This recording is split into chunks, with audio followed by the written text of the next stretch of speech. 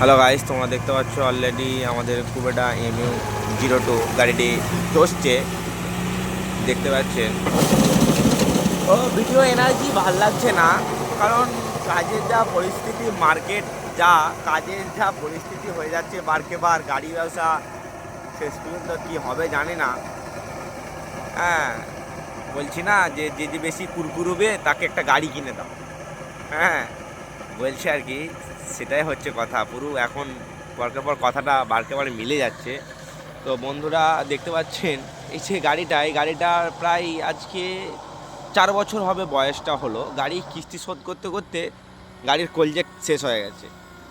তো এরপর গাড়িটার মানে কিস্তিও শোধ হবে এবং গাড়িটার বইও শেষ হয়ে যাবে, গাড়িটার আর লংজিভিটি থাকবে না। তো যে সকল বন্ধুরা এখনও ভাবছেন যে গাড়ি নেবো বা গাড়ি ব্যবসা করব, আমি মনে করি এরপর আর গাড়ি নিয়ে আর ব্যবসা ভালোভাবে করতে পারবে বলে আমার মনে হয়নি।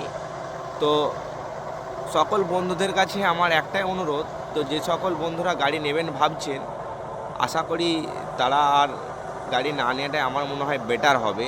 গাড়ি ব্যবসা বিগত যা পরিস্থিতি আরও খারাপ হয়ে যাচ্ছে।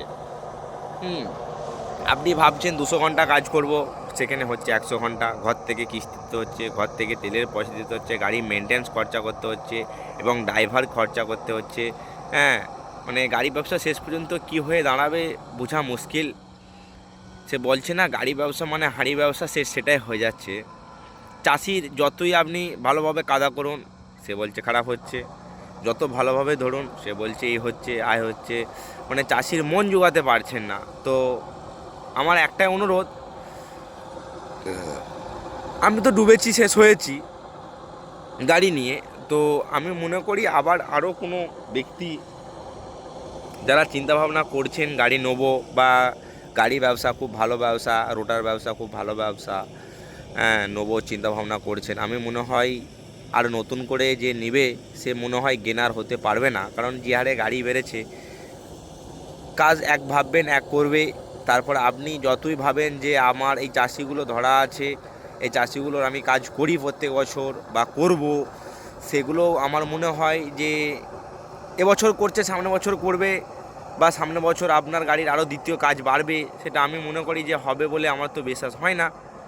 তবুই দেখবেন, ভেবে দেখবেন কথাটা কতটুকু খারাপ বলছি, কতটুকু সত্য বলছি।